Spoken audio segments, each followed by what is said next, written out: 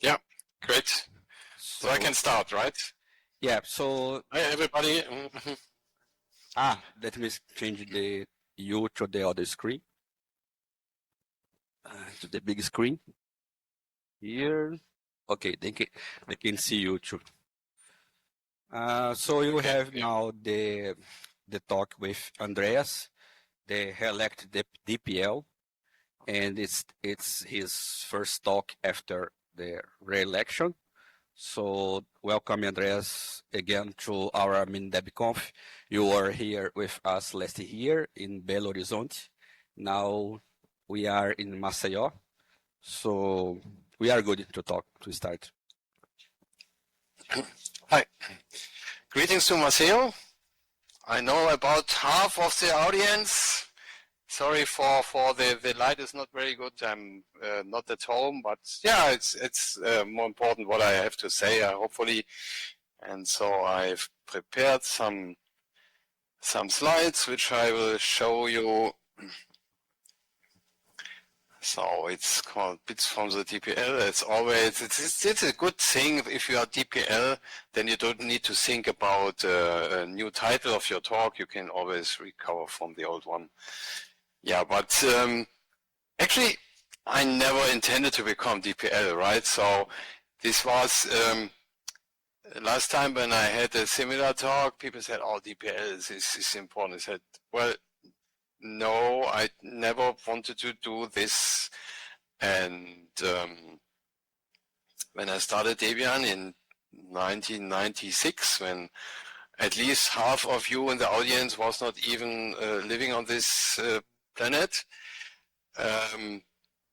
I was happy enough that I got really good help by Susan Kleinman, because at this time we had these floppy disks.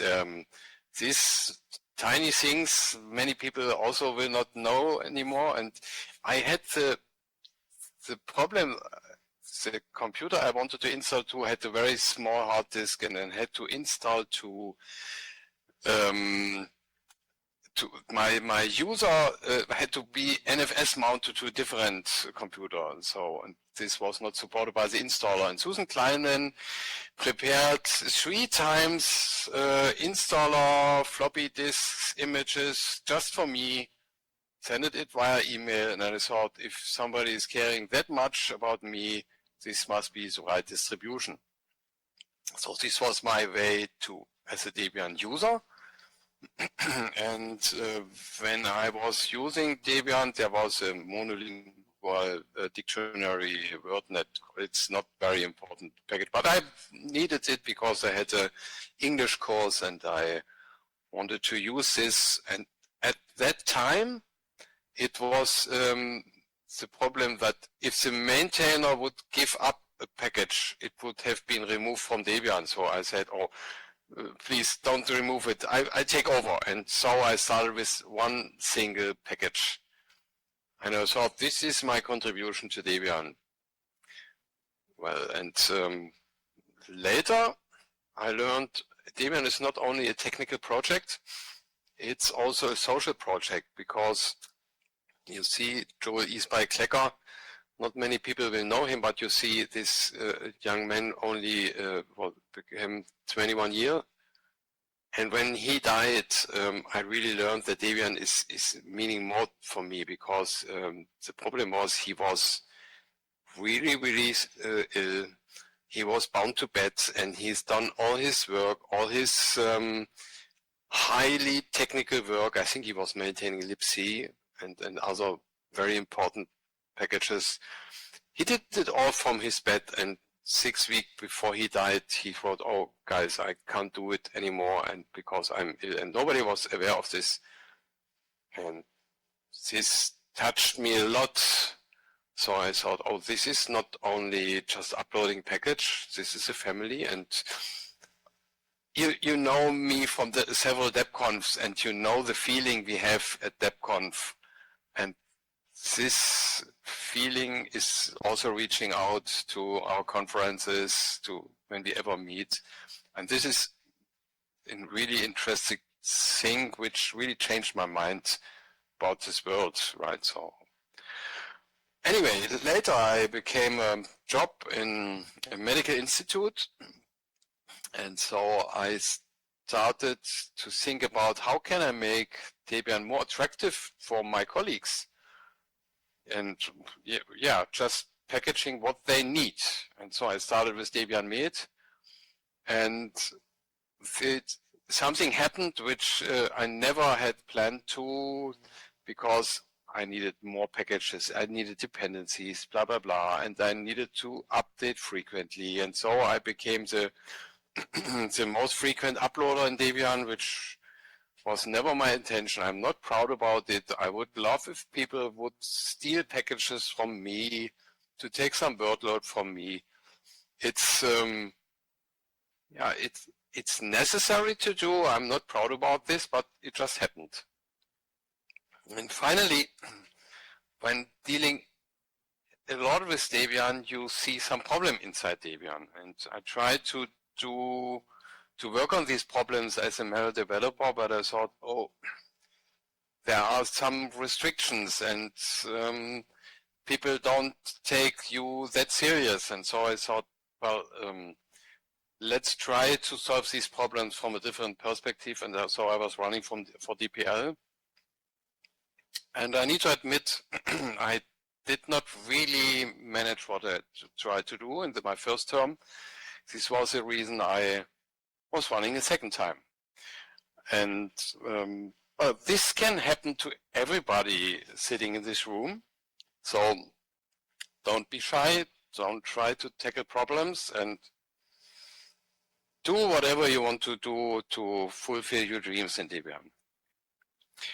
So at first I'm always thinking about this Debian is relevant, because there are many people with smartphones and whatever, and so is this operating relevant, and how to show that Debian is relevant is my idea is to use graphing popularity contest of the most used package, which is probably the graph for libc would be the same, but it's Perl-based for whatever reason.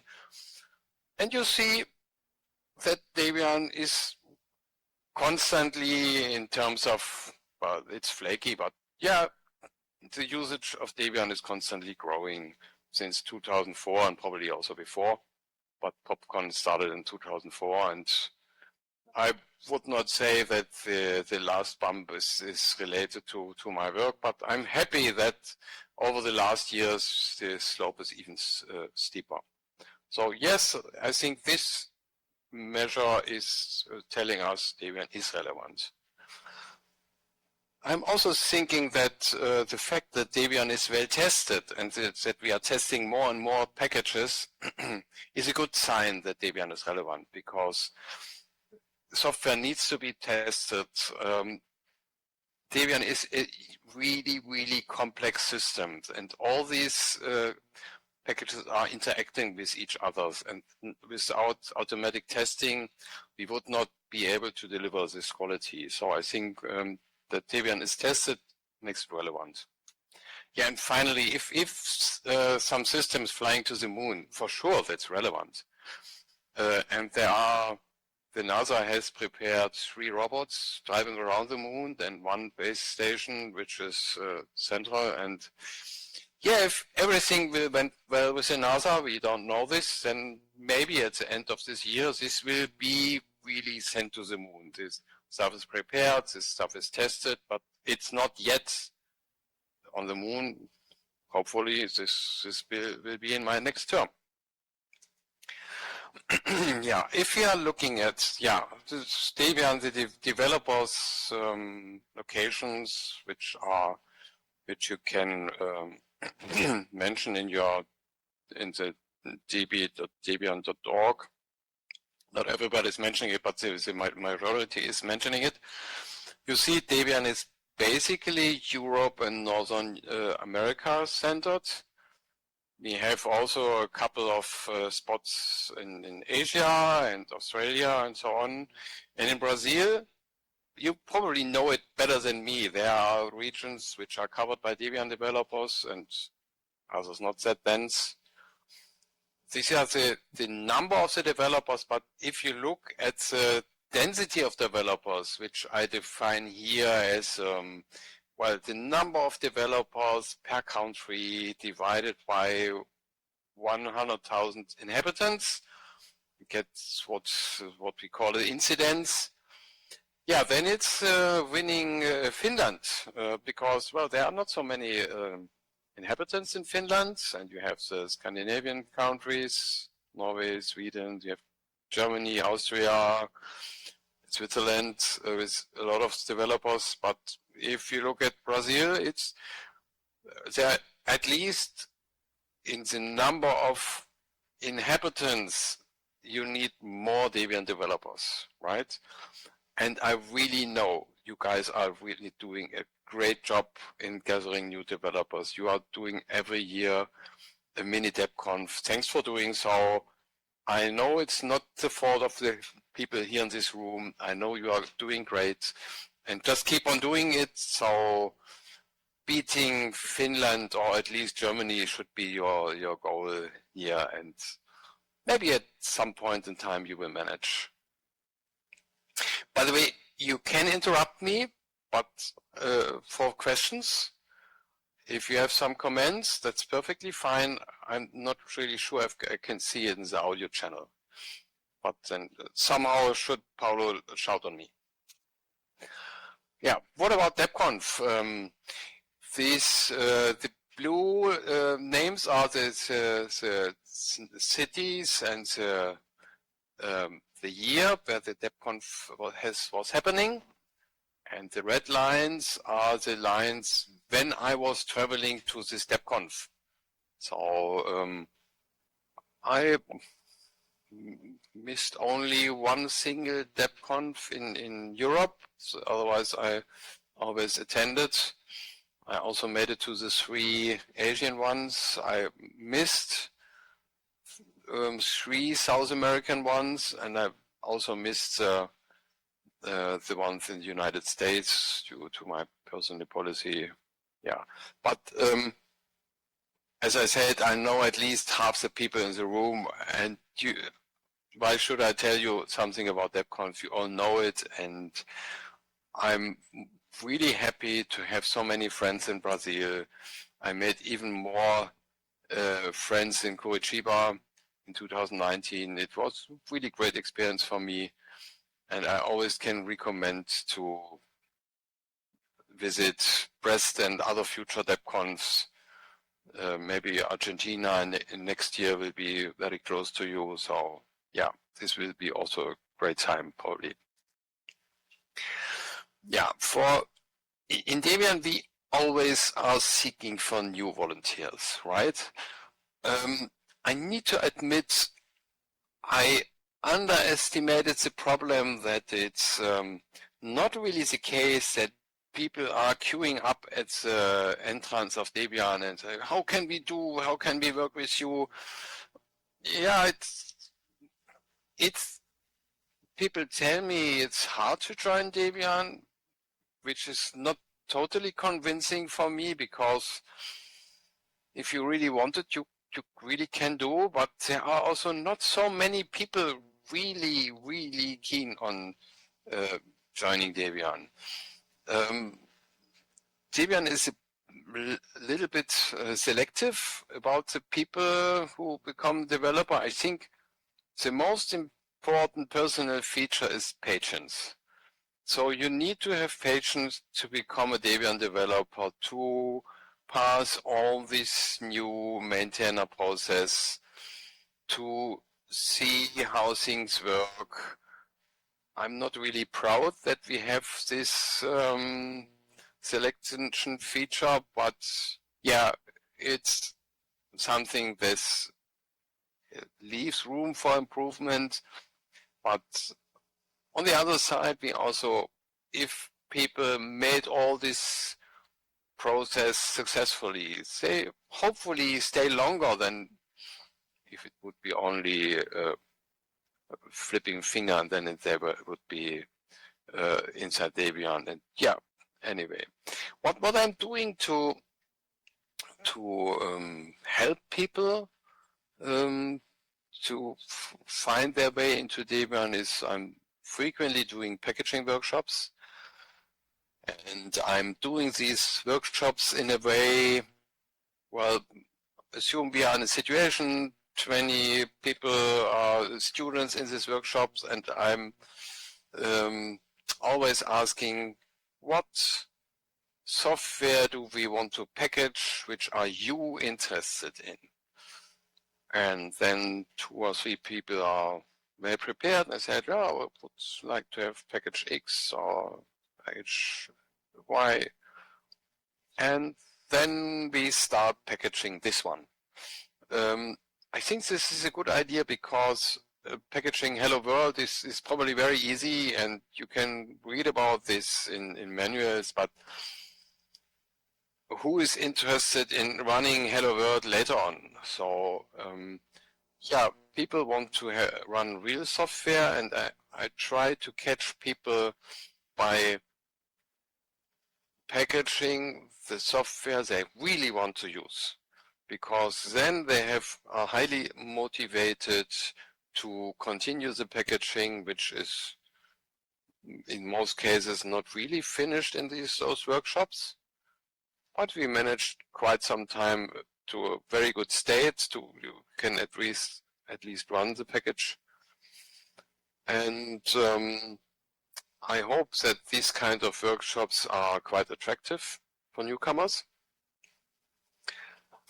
And another thing I was thinking about is, well, in my first platform, I wrote it explicitly, and I'm definitely the same mind also these days. We want to increase the gender diversity in Debian, right? We have, well, I think in IT industry worldwide, there are 25% women, but in free software, for whatever reason, it's only 15%, and in Debian it's even less than this number of women in free software. And I was talking about this to different women, and there was some argument that, well, free software is usually done in your spare time, right? And in different cultures, women are expected to do in their spare time care for the children, cooking, dancing, whatever, but not coding. So this is kind of a culture thing. And so my idea was, can we provide some small tasks, a task you can finish in 15 or 30 minutes, so which is finished in this time? Because if you start with something and then you delay it for a couple of days and keep on working on it, this is usually not very successful. So the idea was to find very easy tasks for a start and learn with easy tasks. And so I started with the bug of the day, which selects by randomly from the UDD some packages which are not uploaded by their maintainer for 5 years. They have an outdated standards version, less than 4. They are not on Salsa, and they have a bug. Okay, and we select 5 of the packages with these criteria, and one of these bugs is definitely easy. In all times, it's an easy bug. A home page is missing, watch file is pointing to the wrong place, or something like this, or there's a typo in the description, something like this. So which can really fix in a small time frame. And I was hoping that some people will subscribe the Matrix channel and speak up there, can you help me to fix this bug? Well, to be honest, this did not happen. I don't know why. maybe it's because people are not really that keen on working on these tasks or whatever. But on the other hand, I learned a lot about those kind of dormant packages. These are, well, they are more or less orphaned, but nobody cares because volunteers do not really say, oh, I stopped working on it. Hey guys, please. No, volunteers just fade away, usually. This is, nobody can force volunteers to be verbose on this, and nobody wants to do this, but I learned that in Debian we don't have good means to deal with this problem. And so will tell something on DebConf on this, and I will come back to this later in my talk. But well, this bug of the day is not yet really working to attract newcomers, but maybe you have some ideas what we can do better, and I'm really happy about ideas about this. What you definitely are doing really great is support local meetings, and I really want to support this as Debian project leader. And Debian is doing sponsoring for the MiniDebConf as your one, and I'm really happy that you are doing this. And finally, it could be also easier for newcomers to simplify the packaging workflow. Always use Git. Use a consistent workflow for all packages, at least in the team they belong to. And I also, recently I made also a packaging workshop where I'm not did the packaging as said before, but I was demonstrating the bug of the day thingy, and then I replaced 2 screens filling Debian rules files of the old style by this one-liner you probably know. And people were impressed how easy it became to write a rules file. So something like this, Debian maintenance became way, way more easy than 25 years ago when I more or less started it. So yes, it's not that hard to create a Debian package, and we should be verbose about this to newcomers.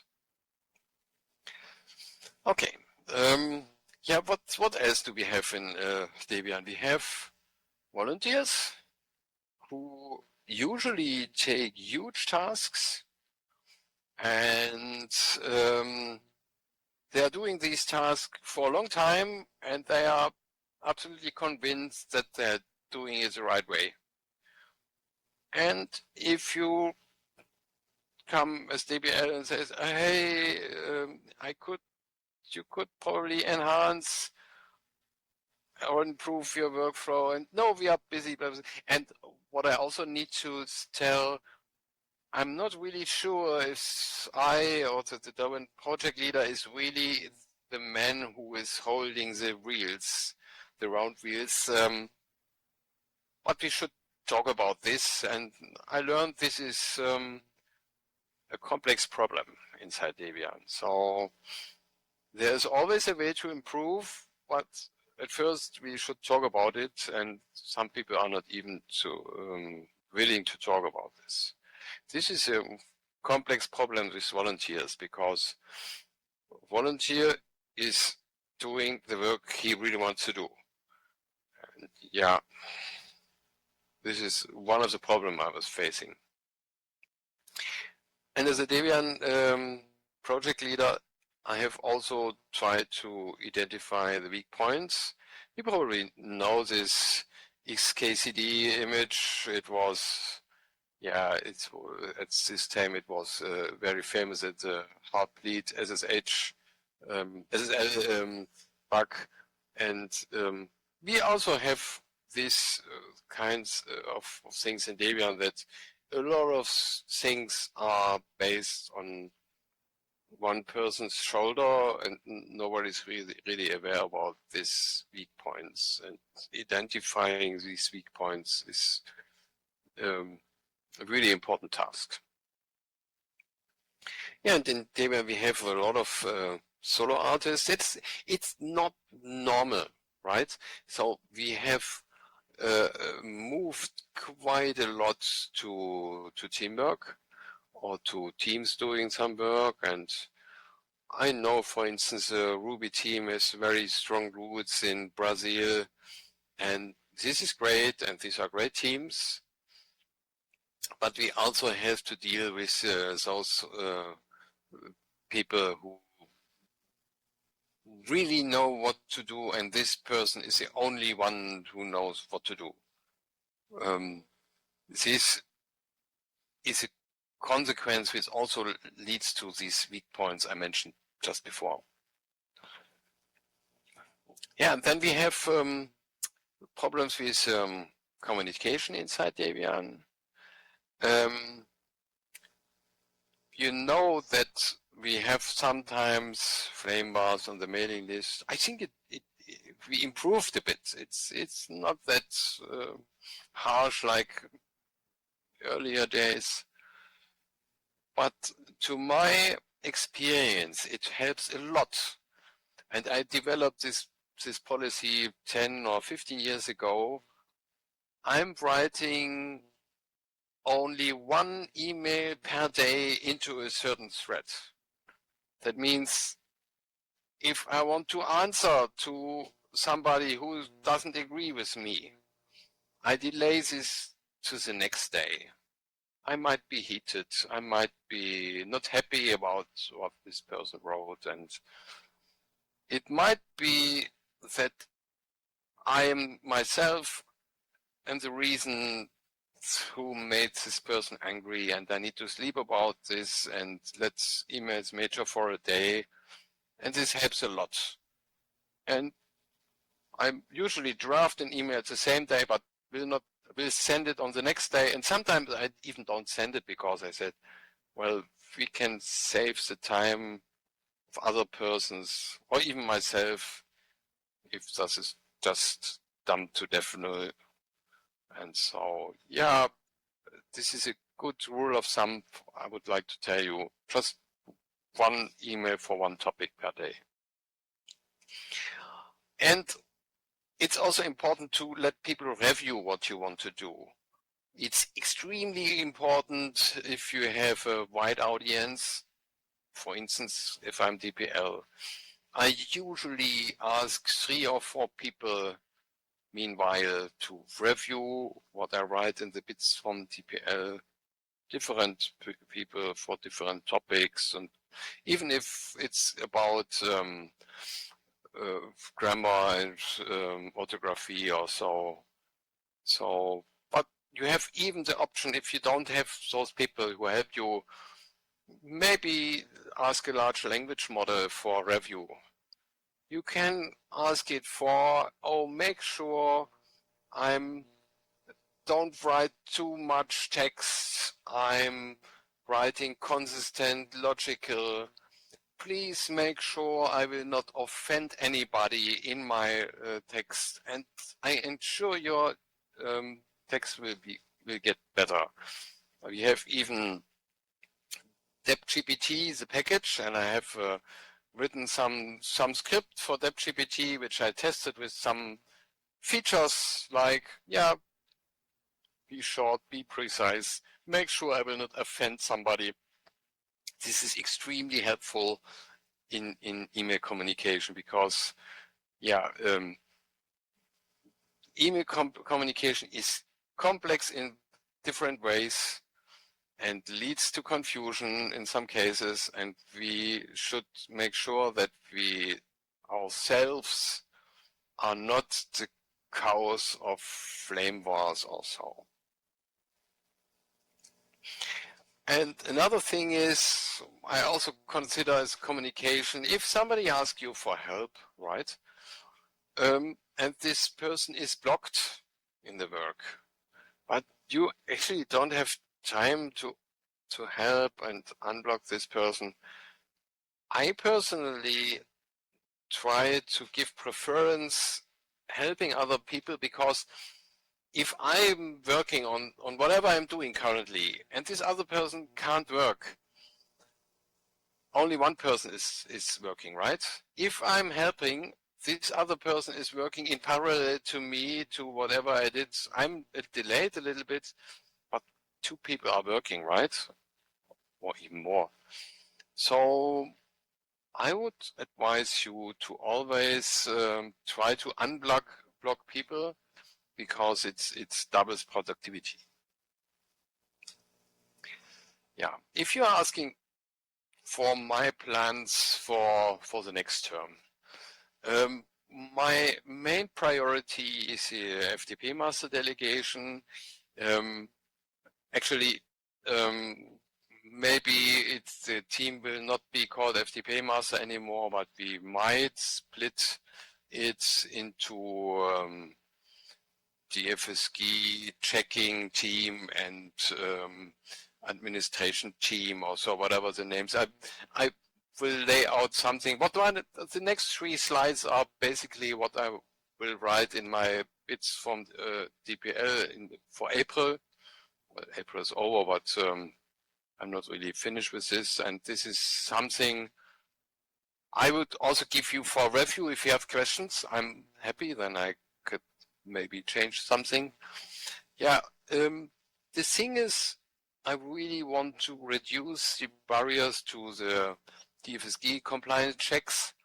We had last year in Busan and above with Luke Faraone from the DP Master team. He said that for the DFSG checks,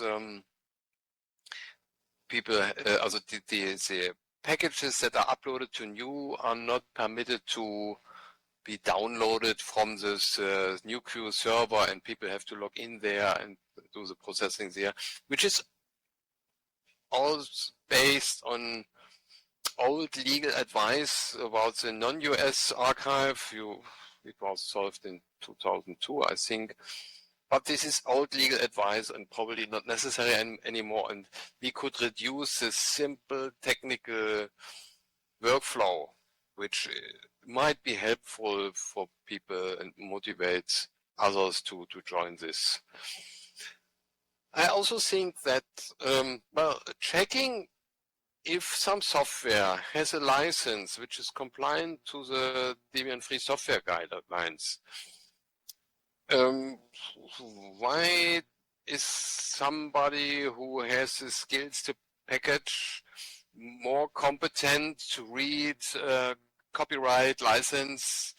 Everybody who's a little bit interested, or well, not a little bit, but interested in free software could read these licenses and could help to speed up the new processing.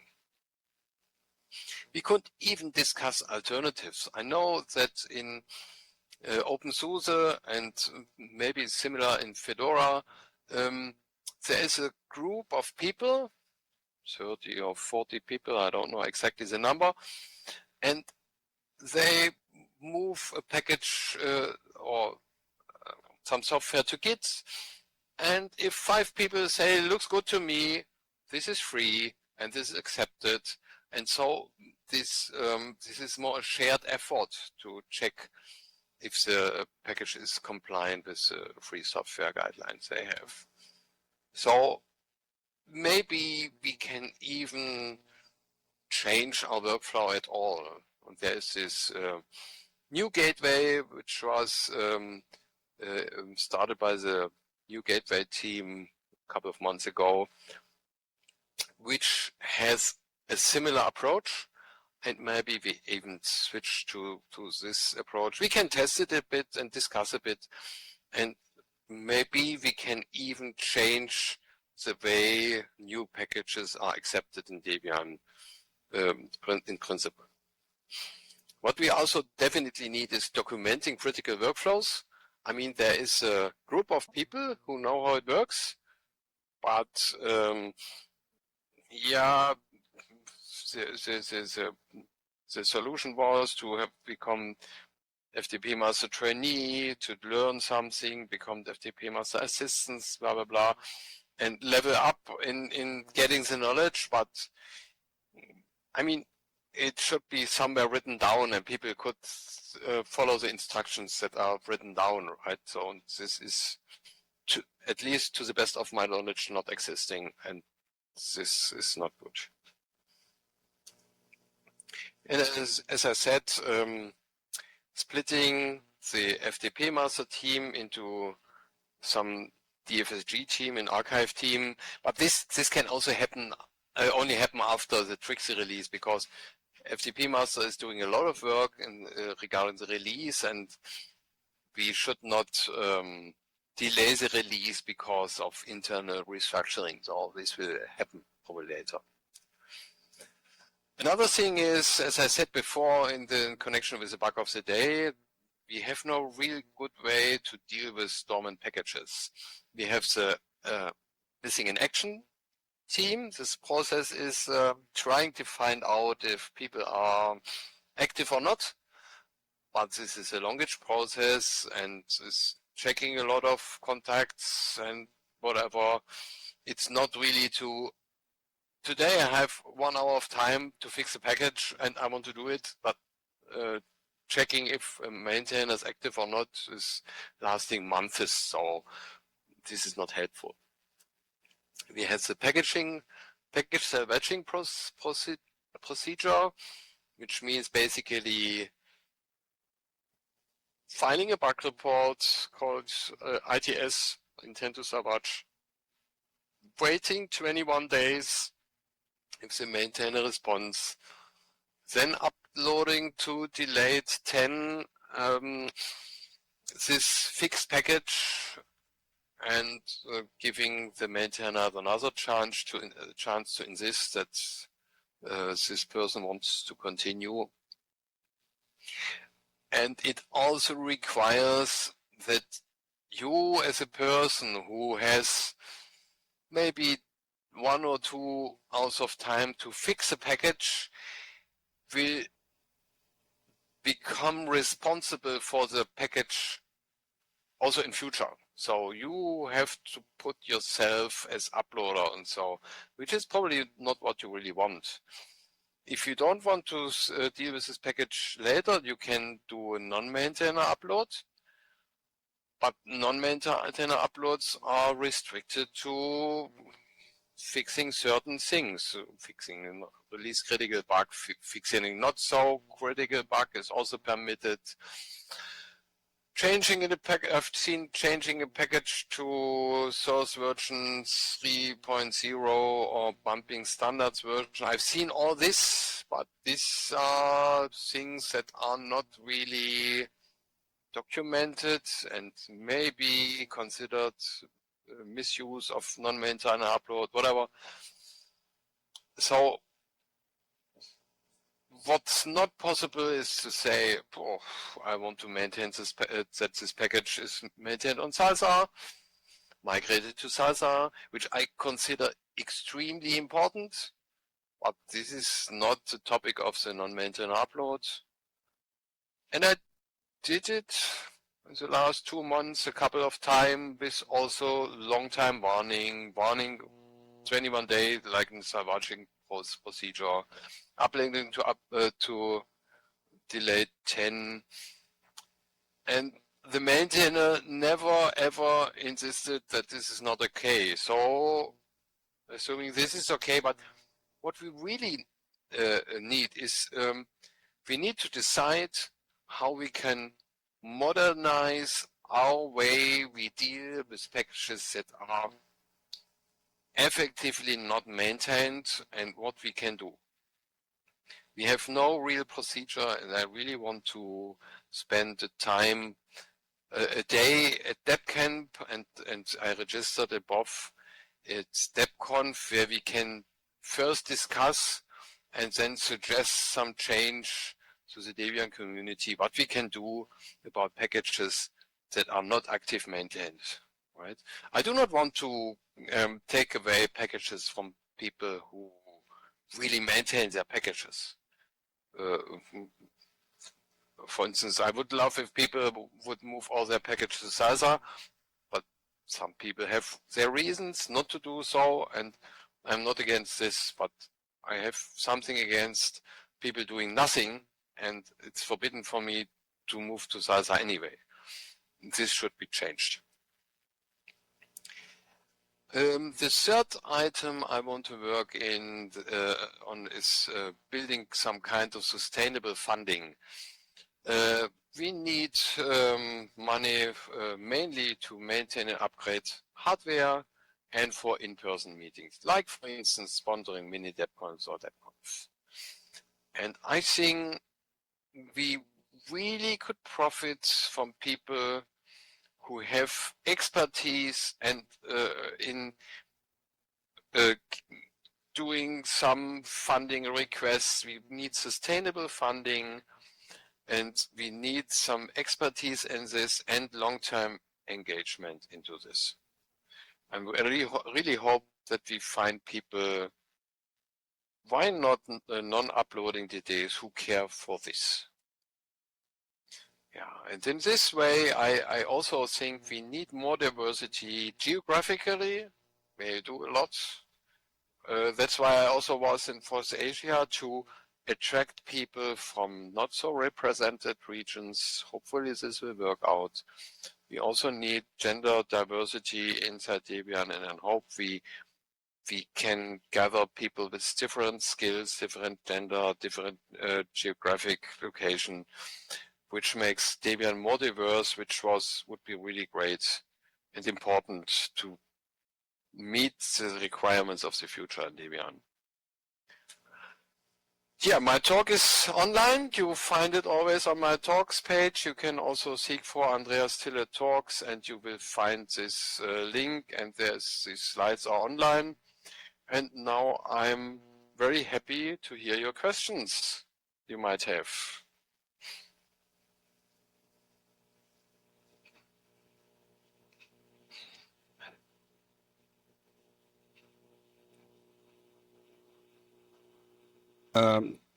Thank you, Andreas, for the talk. It was very nice. It is a pleasure to have you here with us. And I would like to thank you for the support that you gave us last year for the MiniDebConf, and this year again for the sponsoring the DebConf. And you deserve it. You guys, you deserve it. Nice, and especially for the bursaries that helped the people to come to Maceió. I'm going to ask if someone have questions here. If you have questions, you need to use 2 microphones, one for here and the other for Andreas can hear you. Alguém tem perguntas? Pode ser em português, o Charles aqui. Pode ser em português ou em inglês. Se for em português, nós traduzimos. Ele escuta esse? Talvez tenha que ficar longe da caixa de som.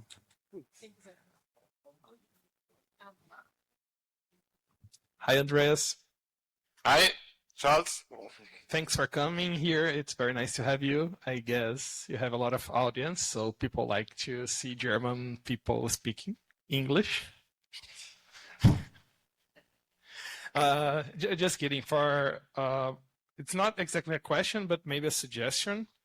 You said about the bug of the day didn't reach too much people. Maybe we can talk with my publicity hat on. We can do like weekly shout out on micro news that gets spreaded to a lot of places, and maybe that will help. Yes, please do so. Cool. So second question, let's see if you're prepared. Are you running again next year? Most probably not. The reason is, well, I had my plans. I wanted to reach something, and I think I can base on the experience of this last year, but if I not manage in 2 terms, I don't think I'm the right person to do it at all.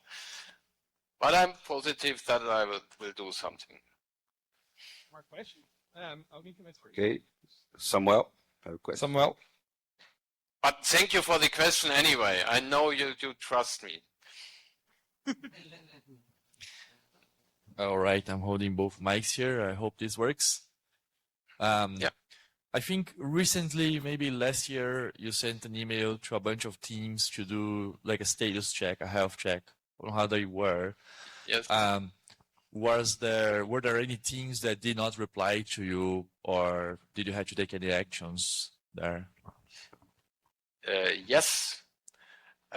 This thing is, well, the teams that are doing good work are replying very verbosely, very nicely, and the teams where I think that we have problems, they are not verbose about their problems. And so I intend to keep on doing this, but for instance, in the Haskell team, right? The Haskell team is overworked and has lost a lot of developers, and I know this because they're also using CDBS and the old technique and so on. This has to be changed, and so asking them explicitly also if these technical questions did not get any answer. This is only one example. Right in other teams, I think the Ruby team was giving interesting answers, and other teams. But the teams that are answering are the good working teams. Yeah. So you don't learn about the problems inside Debian. Yeah. Right? Yeah. It's funny because I have a Haskell package, and I would have thought that there isn't really a Haskell team anymore, because like there's only a couple of people that can contribute from time to time. It's hard to say it's even a team, right? Yeah. Were there any outcomes from delegated teams? Yeah, to some extent, yeah. But I expected more from these delegated teams. Right. Thank you. Yeah. I have one more. There.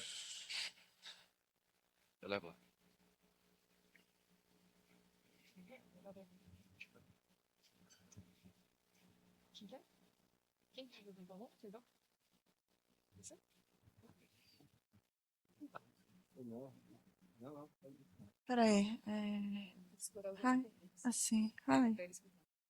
Ah, tá.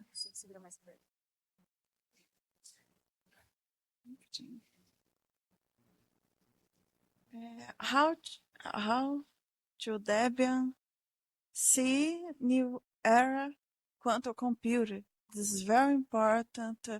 We searching with engineers and physics how to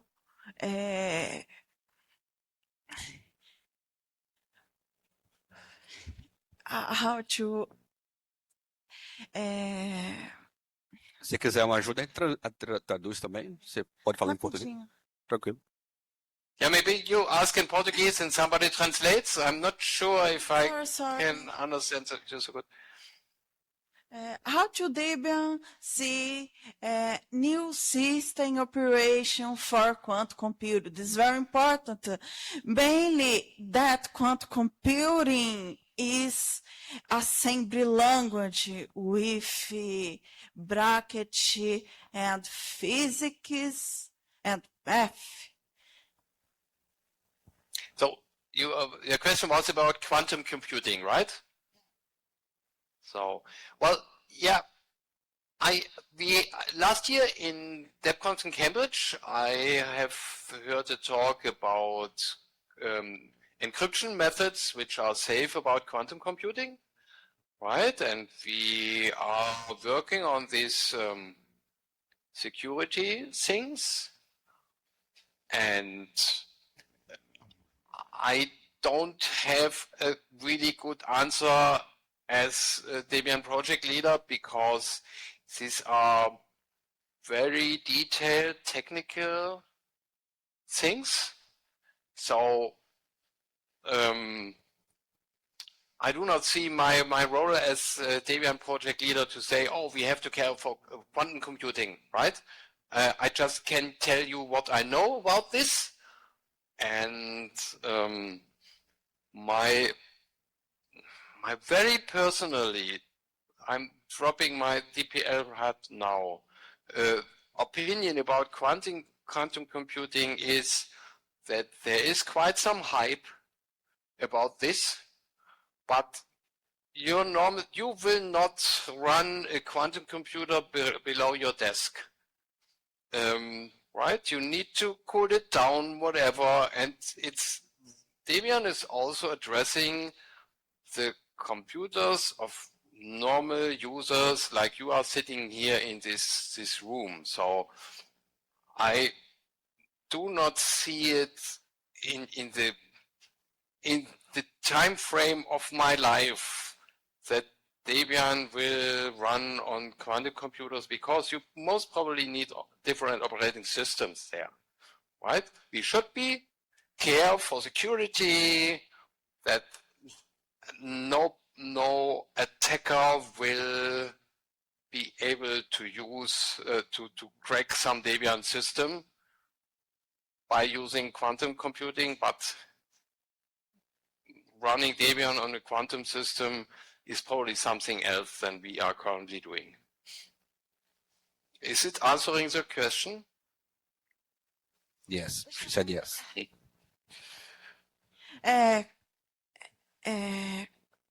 Quantum computer, engineer software quantum computer is very different. I learned I learned paper, and this very different. The big quantum computer, this is very different. The big computer and quantum computer machine. It's very different. But we can see, construct package in quantum computer. This is very interesting. See this area, because quantum computer is very improvement. Desculpa. Yeah. Yes. But as I said, I don't see for the moment any relevance for developing Debian in this direction. Thank you. One more question. No questions? Okay, we can finish it. Some more. Charles has one more.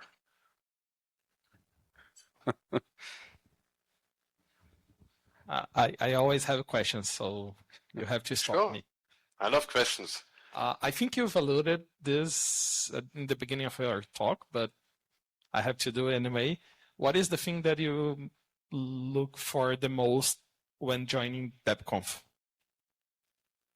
What I'm looking for the most, meeting friends.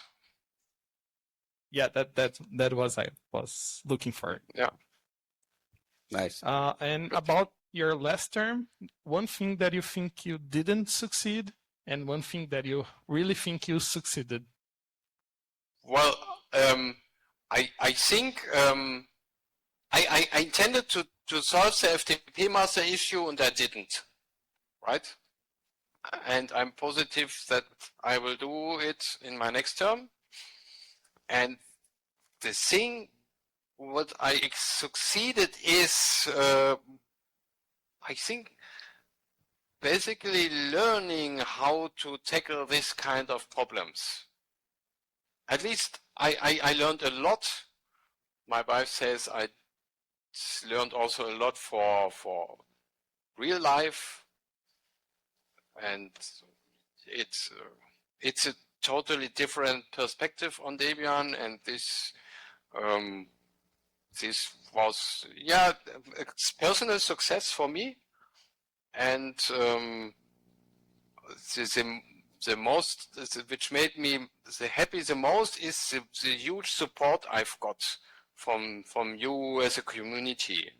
I think if you want to count the votes, it was even more convincing to get re-elected than in my first election. So this makes me quite proud.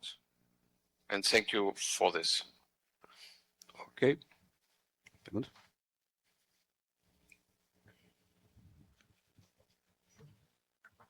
Thank you, Andreas, for your talk. Since this is a new term for you, I know that diversity is something that's important for you. Thank you for sponsoring this event for us. I know that you advocate a lot for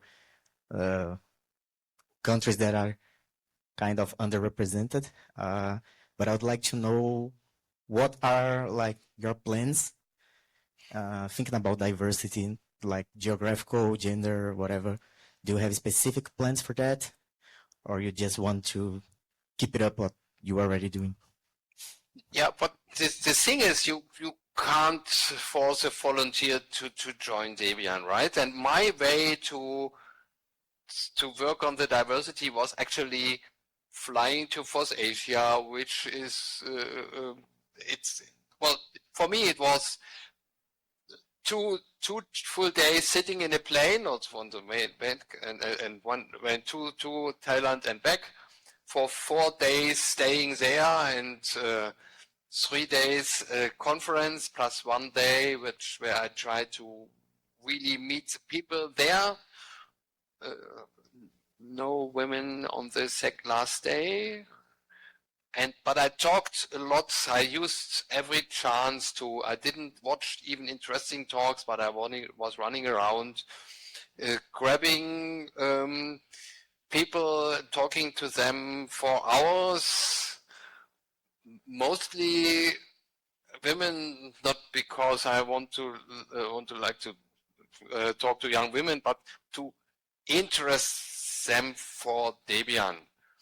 And we will see in Brest, I think at least 3 young women applied and were accepted from Indonesia, 2 from Indonesia, 1 from Vietnam or so. If it works, if they really come, if they contribute. This was actually what I really did. I had to talk there about diversity inside Debian, and